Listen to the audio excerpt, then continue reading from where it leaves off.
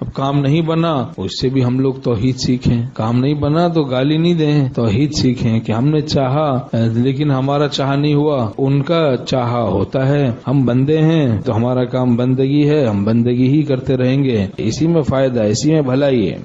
ان کے ارادے اور مراد میں تخلف محال ہے، ارادے میں اور مراد میں تخلف محال ہے، یعنی اس کے خلاف ہونا ناممکن ہے، بس جس چیز کا وہ فیصلہ کر لیتا ہے پھر وہ ہو جاتا ہے کام۔ اذا قضى امرا فانما يقول له كن فيكون۔ ہمارے شیخ رحمۃ اللہ دعا کرتے تھے اللہ تجلی کن سے ہمارا کام بنا دے۔ اب اگر نہیں بن رہا کام تو وہ بھی اللہ کی مشیت اس میں شامل حال ہے، رضا بالقضاء کا اہتمام کرنا چاہیے، چونکہ مشیت خداوندی کے بغیر تو کوئی کچھ نہیں کر سکتا۔ کام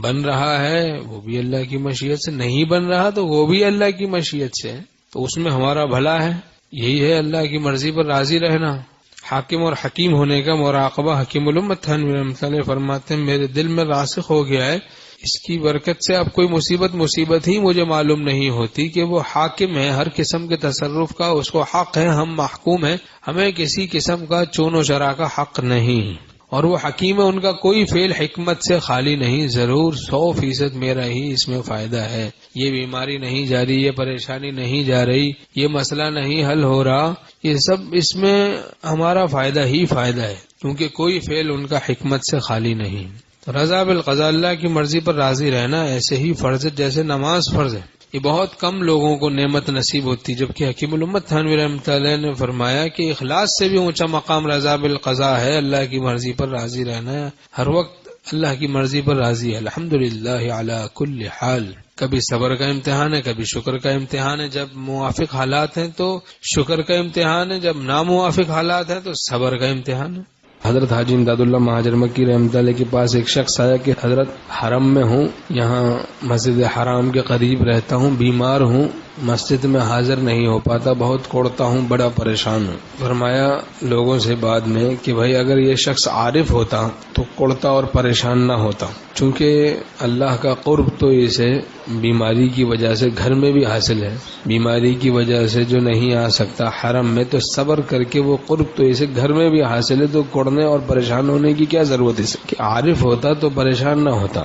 اس دن بھی عرض کیا کہ ایک بادشاہ تھا، اس نے اعتراض کیا، ایک مکھی اسے تنگ کر رہی تھی، تو اس نے کہا کہ معلوم نہیں کیا حکمت ہے اس کے پیدا کرنے میں۔ ایک وزیر عقل مند تھا، اس نے کہا حضور کیا یہ کوئی معمولی حکمت ہے کہ آپ جیسے